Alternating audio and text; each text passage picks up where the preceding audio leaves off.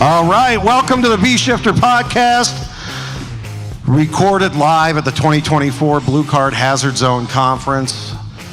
I'm your host, John Vance. We have in the house Chris Stewart, Erik Phillips, Jeff King, also Shane Ray, Nick Brunicini, and Dan Madrzykowski.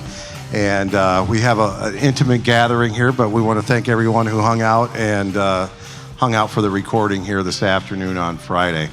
How was the conference for you guys? Any epiphanies? And you're going to have to pass the microphones and speak into the microphone, please, Jeffrey. We good? Yeah. No, this has been wonderful. It's been a great conference so far. All right. I think the turnout has been wonderful. 30-45% more than we saw last year. Got a great group of speakers. Got wonderful music that kicks in while you're speaking. Yes. You can't beat those things. You can't beat it. Those That's extra wonderful. money. We have to pay for that. That's absolutely great. Yeah. It feels like the May Day workshop was weeks ago. Yeah. There's been a lot of stuff jammed into this week in a very good way. Yeah, you had a baby. Oh, by the way, just so for the folks who are kind enough to stick around, we are going to end today with a visit from the world's most interesting IC. So, we couldn't let the year go by without the most interesting IC showing up. And he will be here to tell us a story that will get our weekend launched and also maybe be a little educational for us as well. So stick around for that because that's how we're going to wrap things up today. Hey, Dan, I've got a question for you. So we've got some questions that came in through our app. And the first question is, what percentage of battery fires happen during charging? Is the hazard eliminated if the battery isn't being charged? Not regarding vehicles, but the smaller items like the scooters. So batteries can fail in any number of ways. Batteries can fail when they're charging, if they're being overcharged. Batteries can fail if they're discharging too fast. Batteries can short out or fail if there's mechanical damage. Batteries can fail if they're getting overheated or potentially even if they're too cold. They like to stay in sort of a sweet spot. I don't know that we've got great data, but certainly anecdotally, a lot of fires occur while the batteries are charging. However, we have also seen videos of micromobility devices or other tools that are being used, or especially things like vape pens or e-cigarettes that may not have a very good battery management system. So if you keep the contacts closed too long, or that's in your pocket and it gets pressed in the on position for a long time, it could drive the battery, overheat the battery, and drive it into thermal runaway. But generally, batteries at a lower state of charge, needless to say, are safer. So if you're, just have batteries at 100% state of charge sitting around, if they were to get damaged and go into thermal runaway, that would be worse. So kind of if you're using them, you use them, let them sit. And then when you need them, they charge up pretty quick. So watch it while you're charging it. Don't just leave it on the charger. And you can learn all these tricks if you go to batterysafety.org. It's got our Take Charge campaign on there, which talks about using listed products and how to treat them and charge them and store them. Dan, how much of this of the onus is this on fire code versus on landlords, particularly in the larger buildings like we're seeing in densely populated areas like New York City, Chicago, where people are using these scooters for work, as we pointed out the other day? Is there education for the landlords that might have a resource for fire marshals out there? I mean, certainly. Part of the question is what are you legally allowed to control? Right? They're not going to stop people from bringing laptops into their home or certain kind of handheld batteries in their home. The handheld tools are getting bigger. Some of them are up to 60 volts now, which is the equivalent voltage of, say, a micromobility device. So there's some issues there. I just saw an article recently that the law that was passed in New York City, where they are trying to outlaw uncertified or untested batteries, appears to be having some effect. So last year at this time in New York City, I believe they had 14 deaths already. This year, 4. It's down to 4. I believe they had 120 some injuries. This year it's in the 80s at the moment. Hopefully the numbers stay low, but it's looked like it's having some effect. What that law did was allowed them basically to go into battery shops and bike shops and look for illegal batteries. And a lot of the batteries, some of them were being handmade in those shops, and they confiscated them. And then they went back another week or two later, and if the shop looked like it did 2 weeks before, they actually started to arrest the owners. And I think that, you know, when you arrest people and you put it on the cover of the Daily News, I think that starts to make a difference. And they certainly had good reason, because a few months earlier, one of the shops caught fire and killed some people that lived in an apartment above it. So they're having some impact. San Francisco recently passed a similar law, and so we'll see how that moves. But that's sort of one of the pieces. The other thing that we know, whether it's the government as a landlord or other people, they're trying to provide a good space for people to park their e-scooters. And so do they put them in the basement of the government office building? Do they put them by the loading dock? Where do they put them? And certainly one thing we see, that if they put them in a sprinklered area, that will certainly mitigate the hazard. It's not going to stop the thermal runaway. That battery box is going to burn out, but it's going to burn out in a relatively short period of time, a minute, maybe a minute and a half. And what the sprinklers do is limit the spread, cool the smoke, knock down some of the particulate, the metal particulate that's in the smoke, and drop it down. So it really limits the hazard and controls it. Shane, you want to speak to that a little bit with the sprinklers controlling particular lithium-ion battery fires? Yeah, we had an over and under bet when we were doing the burns with some of the e-scooters and sprinklers. It's just like a Christmas tree. Back in the day when they said, sprinklers won't put out the Christmas tree fire. It's like, yeah, but they won't let nothing else catch on fire. So that's kind of the same thing. And then to the batteries being unregulated, we need the same thing with batteries that we have in the sprinkler industry. Because, right, you can't get a sprinkler and install it in this building that's not UL listed or FM approved. And there's a reason for that, because they got to work, right? They got to save people's lives and protect property. And the fire problem in America, it's safe to say, we're going to leave here and go to the U.S. Fire Administrators Summit next week. And there it's like, all right, the fire problem's getting worse. Well, it's getting worse because of all this unregulated stuff we have that we have no enforcement to. And as Dan said, we struggle with the laws about what can we enforce and what can't we. And in this deregulate everything society, it makes our jobs even more challenging and puts us all at more risk. Have you seen any big losses with your follow-up on sprinkler-controlled fires that had to do with batteries? I know there was one recently, a car on a lift in Carmel, Indiana, that overnight had caught on fire. Are they pretty successful with vehicles as well? Yeah, I mean, everything. I think I got one in this week's. Every Friday I send out a spotlight on sprinklers. And we had a lithium-ion battery-controlled fire this week. So I think it's safe to say that probably every day in this country there's a sprinkler-controlled fire that keeps it from the batteries from going and spreading into other places. Like I said, I showed you the video today, the e-scooter we burned at UL's test site in Pennsylvania. It's like the scooter burned all to hell, but the couch next 2 feet away wasn't even scorched. So it does its job. Excellent. You guys have any questions on that for these guys?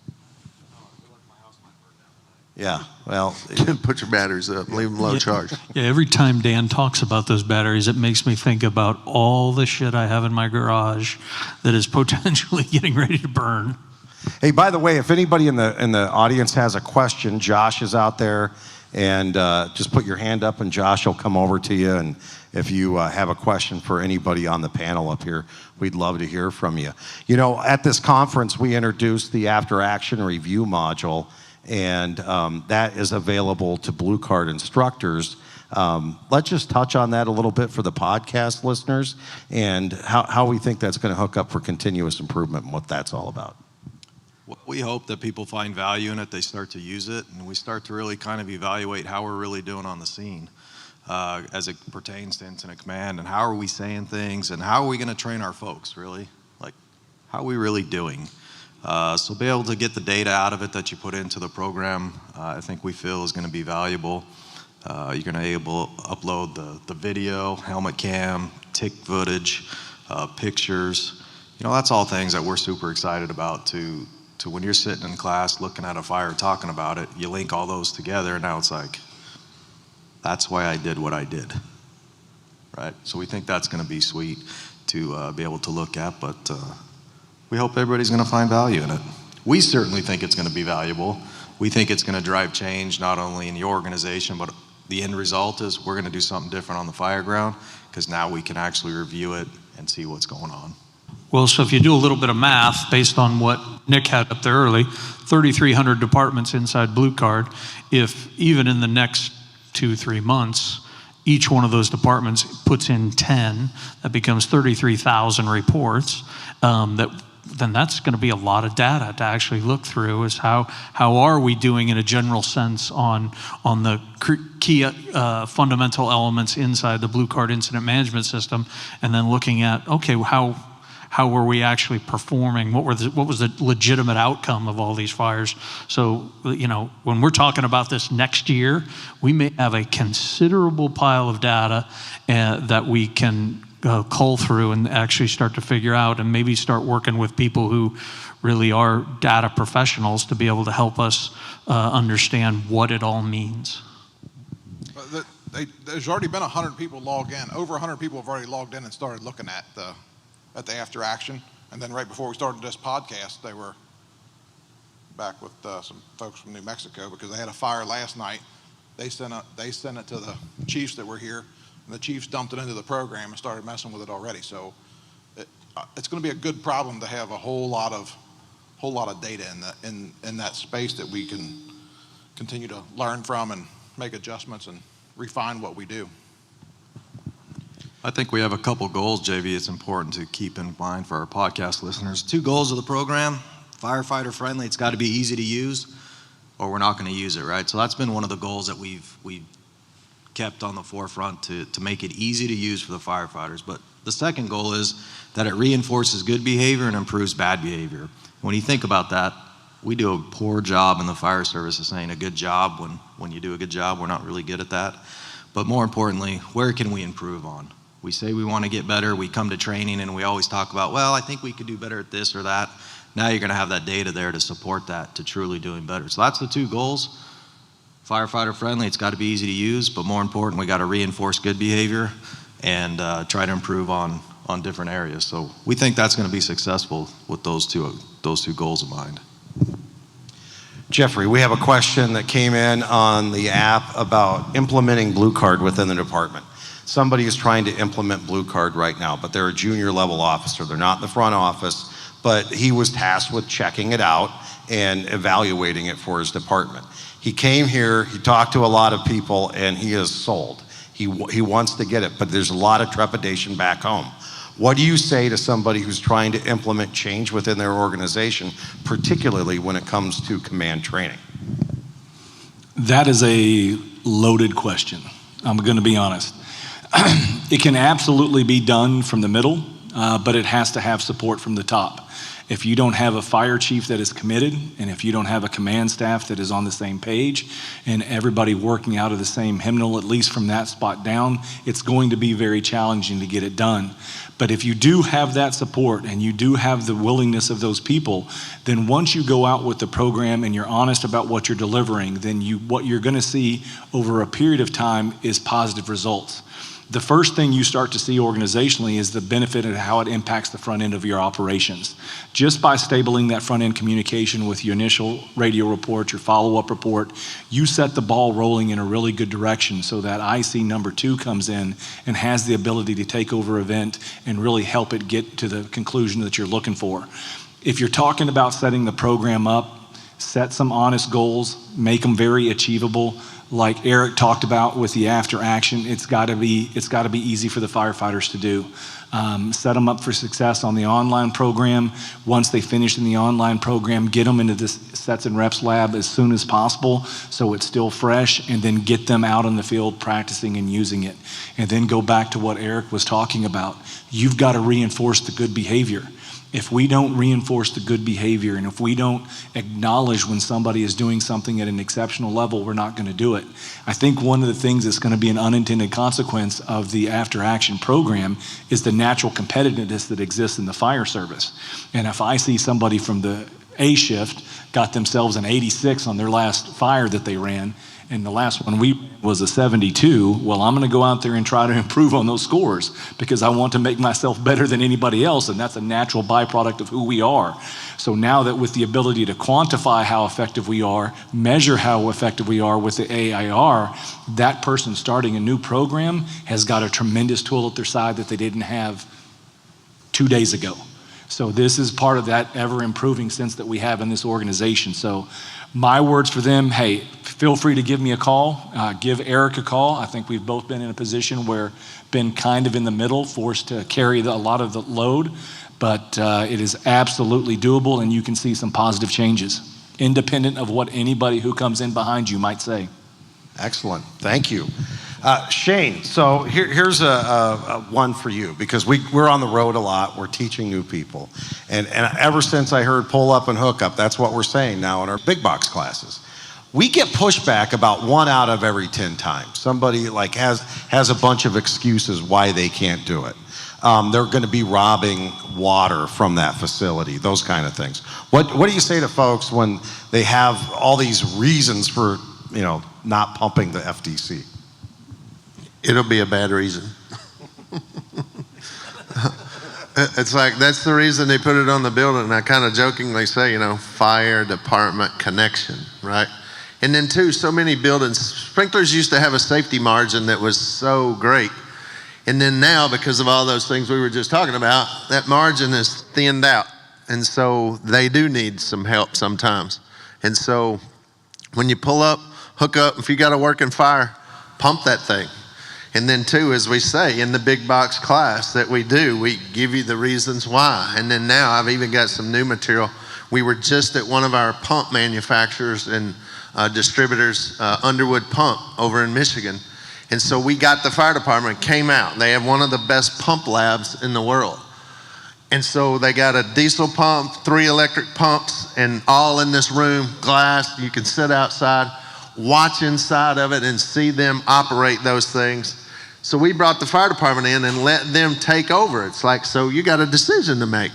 Do you want to take over the pump? You could do that with your pump, because again, you just brought, the only difference is yours is on wheels and theirs is fixed.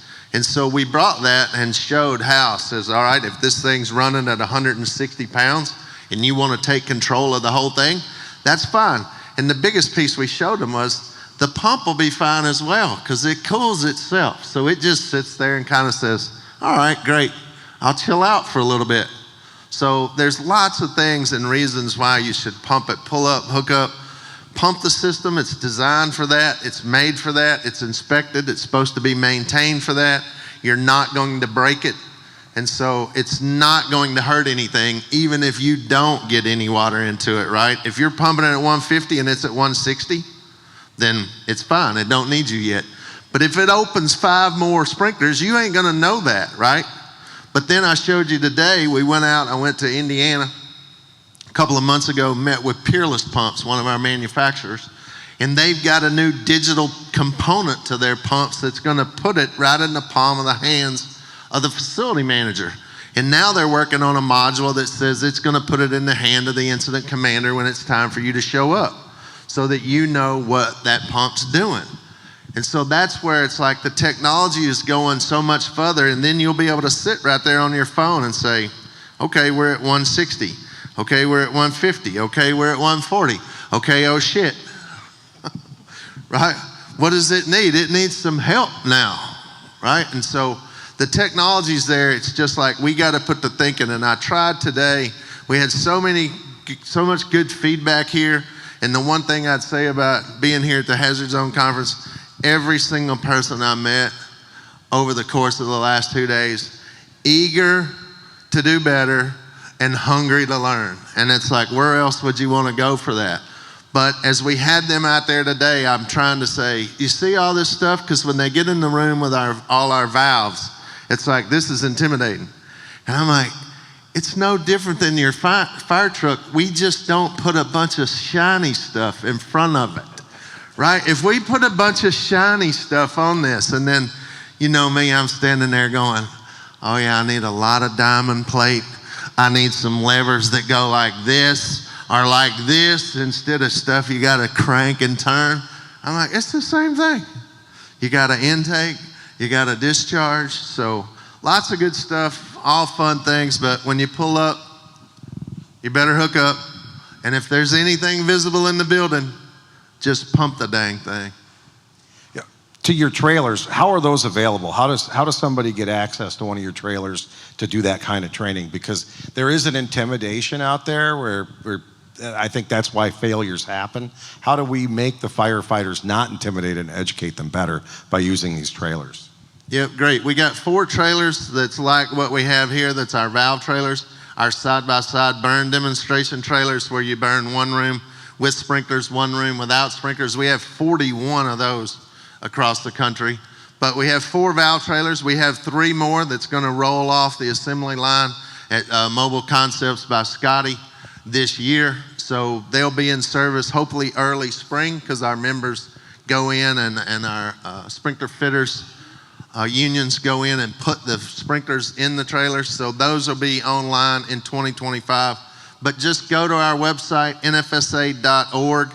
There's a piece in there about trailers. You go up there to our resources and put in a request. So there's a trailer request form, whether you want a side-by-side or a valve trailer. Now, I don't have the staff, so the good news is we're working on a project with the North American Fire Training Directors. So the North American Fire Training Directors have been gracious enough to help us and use us as the subject matter experts. So our goal is that they are the experts in developing curriculum. So we're going to let them take our information and put it into things that we can just hand off. So for example, Chief Reardon in Ohio, your state fire marshal, interested in putting in for one of those trailers are a high priority on the AFG grants, so the Assistant Firefighter grants. They're a high priority for state agencies and for a regional approach. They're not a high priority for one-off fire department to do it, right? Because it doesn't get the bang for the buck. But the North American Fire Training Director is working on a project with us to develop the curriculum so we can get more of those trailers in the field. So we just hand the curriculum off, and every time NFPA 1700 or 13E, every time those change NFPA 25, because we use those trailers to train the company's inspectors. We train them to train AHJs and fire marshals. But then the operations side is kind of new that I've been pushing to say, this is the way we mitigate risk for everybody, for our members, for the fire service, for companies, for owners. We mitigate that risk. If you're watching what's going on in Georgia, the lawsuits are like stacking up, right? And so that's what the trailers are for. But nfsa.org, click on the button, sign up, and we'll get to you as fast as possible. All right, another question for Shane, and maybe Dan will chime in on this one too. Fire attack in a sprinkler-controlled fire in a big box. We get conflicting information depending on whose class you go to, what you're listening to right now. And we hear these guys saying, you gotta pull a 2.5 if it's a sprinkler-controlled fire in a big box warehouse store. What are your thoughts? I say a little dab will do you. As I said today, and I had many of those questions outside, if you have a properly installed, maintained, and functioning system, and they say, well, that's the problem, they all don't work. I'm like, I got data otherwise, right? 96% effective here, pal. So you got to really get your pencil sharp and make a lot of shit up that it's going to counter that. It's like, look, and I showed you pictures of all the ceiling tile blowed out in a Target for one 6-foot piece of shelf space, right? And it's like, again, just get your line in place. And again, a little dab will do you. I'm being serious. If you've been patient, you're prepared, you've done everything I've said and said, all right, I got here, I can see it, it's right there. It's like, guess what? Just spray. And our Minnesota team can attest to this. When we opened that first lineup, and again, ignorance when you don't know, it's just a lack of knowledge on my part, on our part, everybody in the building. We opened that first lineup full bore, because why? That's what we trained the firefighter to do. It's like, here, son, you came to kill this, not play with it. And he opened it up. It hit that first line of shelves that was burning, and it blowed stuff all the way to the other side of the building. It didn't stop till it hit the wall. Well, if that would have been in a real big box store, what we just blowed out there, it's on fire. There's nothing back there where you just blowed it that's on fire. And guess what's not going off back there? The sprinklers yet. Right? But wait, there's more. It's coming. So it's like, I just say, if you can get a single line in place that you can manage to get in there, and as I said today, I would love to have all the video footage that exists of us trying to stretch a line in any retail store, right? Because it's not fun to get around in there, period. Well, let alone when it's smoky, you can't hardly see, there's alarms going off and all the other things. So again, I never could, as a fire officer, never was in a system like FDNY or Chicago or all those places that had enough people to operate a 2.5 effectively. So if you are truly in a sprinkler control fire, and I don't care whether it's in a 1 million square foot space or whether it's in a 12,000 square foot retail space or a single family detached dwelling, all you need to do is get water. When you see it, is get water directly on the fire. And again, a little dab will do you. You don't want to blow that away. You don't want to compromise the ceiling. You just need a little bit that you can manage. And the faster you can get to it, we used the thing when we were doing Spartanburg burns, fast water. Do not delay the water. Well, that's why our whole term of sprinklers are fastest water, right? We can't beat that. But it still needs us, thus the partners in progress, right? So the faster you can get there to it and get water directly on it, because the sprinklers are getting it from the top. It just needs you to get what the sprinkler can't get. Dan, you got a follow-up to that? Well, I think also in the big box stores, the ceiling configurations are not like they are in residential. And I think you'll find if you had an opportunity to train in an abandoned strip mall or something like that, the bar joists, corrugated roofing, all these things, vents in the roof, whatnot, they tend to eat the stream. So you don't have the reach that you may think you have in there. But again, if it's a sprinklered building and the sprinklers are controlling the gases up top, keeping them cool, limiting spread, you can go right to the seat of the fire. Just one more question for Dan, and then I've got one for Nick. You showed some videos this week where it took, and even in my mind, I'm thinking big water on some of the fires that you showed. And really, the application, if it was correct, didn't take a lot of water at all. So are we changing what was the traditional fire flow formulas and how we figured out what our gallon per minute should be? Or where are we going on that with that research that you've been doing lately? We know that the fire control formulas were not based in research per se.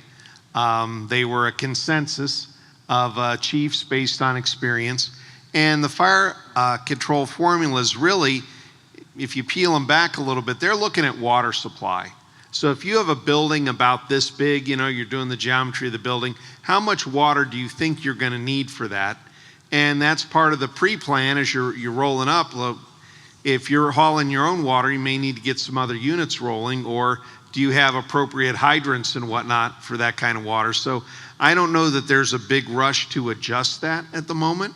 Err on the side of safety quite a bit, but we do know in experiments that we've done, at least on the residential scale, that those estimates are high, provided you know what you're doing. Sometimes I do things and we create data and I don't even know it. So one example is we had some house burns at FDIC a number of years ago. They found an 8,000 square foot house, and the house has a great story to it, but it's for another time. But it was owned by this guy that owned a suntan lotion company, and he and his wife were getting a divorce, and so the result of this was the house was going to get burnt down. And it's a big house, and so we were able to divide it, and we were going to do hot classes at FDIC, 4 burns in one side of the house one day, and the next day on Tuesday we do 4 burns on the other side. So, you know, we're engineers, but people never call us engineers. I always think like, oh, those are the fire scientists, and you got to protect the fire scientists from themselves, I guess. So the fire service is watching over us. So they brought out over 12,000 gallons of water for us to make sure that we had an abundance of water because there are no hydrants out there. And so we saw these tankers or tenders, depending on where you're from, roll up and all this stuff. And every day, backup lines got charged, our lines got charged that we were going to have the firefighters use and all this kind of stuff. And they drained them at night. The next morning, we filled them up again, and we burnt the house, and life was good. We delivered our talks, and we collected our equipment left. And the next year, I did sort of a summary presentation. And this guy came up to me, and he says, you know the most amazing thing about all the burns you did? And I was expecting that he was going to say that we burned in the morning and reduced the data driving in the car from the farm to the convention center and presented the data, but that's not what he said.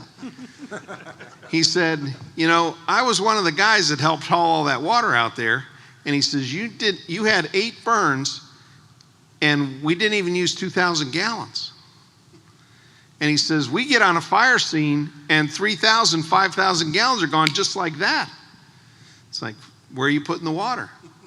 I said, you know, we had an advantage. We started the fire, so we do know, but, you know, we're also giving you tips about how to size up, what to assess, where's the flow path, and where to make effective use of your water. And he's like, yeah, that just blew me away that you didn't need hardly any of that water.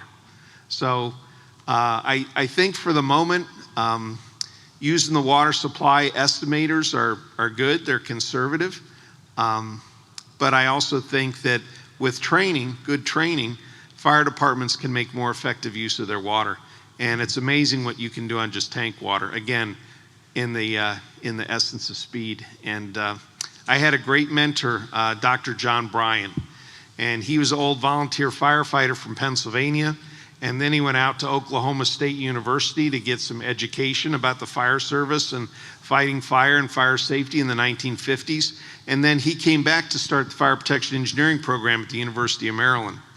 And after he retired, I'd meet him for lunch every now and then. And I was just so happy with myself because we're doing these suppression tests and we're knocking the fires out and very little water and all this kind of stuff. And so I'm telling John Bryan about it, and he looks at me and he says, well, you know, Dan, he says, that's why NFPA 1901 requires our fire engines to carry tank water on them. I guess that's right. Yeah. So again, you know, use your tools, and a little bit of common sense and some knowledge go a long way. All right, Nick, we had a couple questions that came in about the 3rd edition of Fire Command. We announced today that the 3rd edition is going to be available by April of 2025. What is going to be different in the 3rd edition of Fire Command that we don't have right now? What are the additions to it? It has the same 8 functions. They're up to date.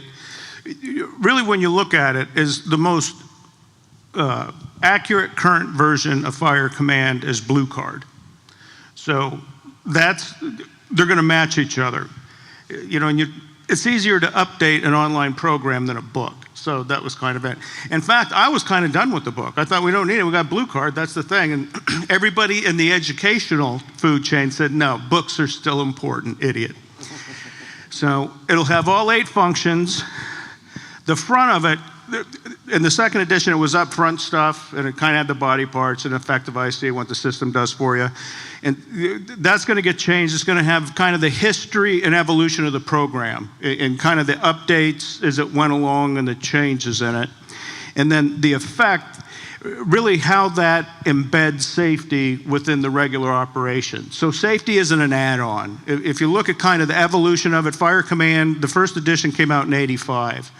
Well, we've integrated safety officers as part of the regular incident operation. You can't, anytime you try to separate something out of a fire attack, it doesn't work anymore. So like, we did that with safety officers. We did that with rapid intervention. And we did it on purpose because when things go to shit on the inside of a fire, those were supposed to be unaffected and just move in and take over. But they can't. It's too little, too late. So it's like the sign says, if you're not doing everything right when something goes wrong, then you're pretty much screwed. So that's going to be the front of it. And then the other addition is the back end of it is going to be Mayday operations. So we're going to put a Mayday chapter kind of in the back, and that'll tie a bow on it. So right now it's about 90% finished. And that's one of those things that we'd be working on it, and then something else come up and we put it off to the side. Because the second edition still does what it needs to do. And then, so I'm pretty confident that by April we can have it done. Well, guys, do you have any closing thoughts over here from this side? No, it's been a great week. It was awesome to see a lot of existing customers that we've seen through the years, but it was also good to connect with a few new ones, asking about the system, getting a little taste for it. And I think, like Shane said earlier, it was awesome to see everybody come out wanting to learn, wanting to talk about the system, go to some classes that maybe we didn't have an opportunity to go to last year. So overall, I think it was a great week.